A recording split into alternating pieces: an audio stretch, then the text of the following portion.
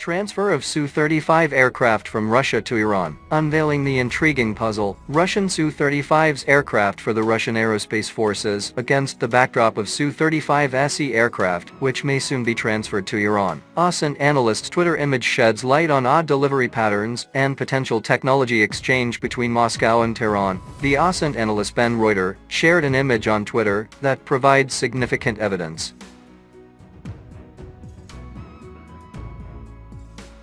In May 2023, the Russian aviation plant in Komsomolsk-on-Amur, NAS, had 13 out of the initial 24 Egyptian Su-35's aircraft that Egypt had declined to accept in 2020. This suggests that the transfer of these planes to Iran has commenced, as officially announced by Tehran in May of this year. However, the fact that the number of aircraft already transferred was odd raises concerns. Particularly noteworthy is the observation that the first Su-35 aircraft was sighted above the Iranian capital in April 2023. Consequently, it seems that the delivery of the 11 aircraft was divided into separate batches over an extended period of time.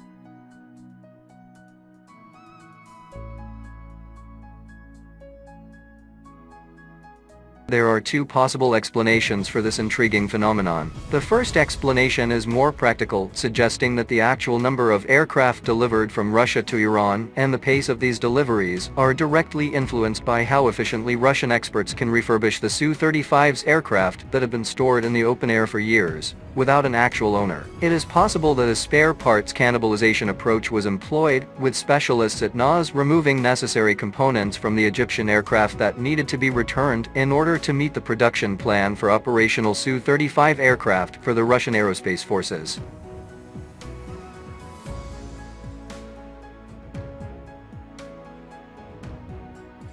Alternatively, there could be another explanation where the transfer rate of the Su-35 aircraft from Russia to Iran is influenced by a technology exchange rate agreed upon by Moscow and Tehran. However, it should be noted that this technology exchange rate may not follow a linear pattern. On one hand, Iran showcased the hypersonic Fateh missile, which likely involved collaboration with Russia. On the other hand, Russian entities have been procuring projectiles and gun barrels for T-72 tanks from Iran, indicating a reciprocal exchange of technology.